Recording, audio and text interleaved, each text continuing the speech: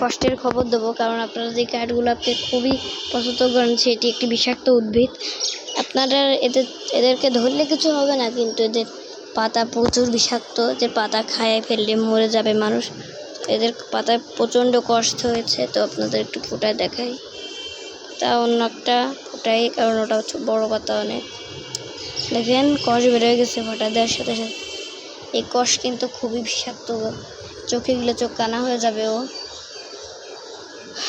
ও পেটে গেলে মারা যাবে মানুষ, শিশু খেয়ে ফেলে শিশু মারা যাবে।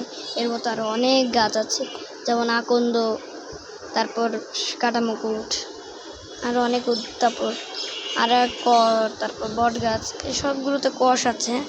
তো আমার বাগানে কষ জাতীয় উদ্ভিদ 3টে আছে, ওই 3টেই আছে, বট গাছ, কাঠগোলাপ, আর হলো মিলি 2 প্রজাতি আছে, সেটা হলো বাসন্তী কালার আছে, এই কালার আছে।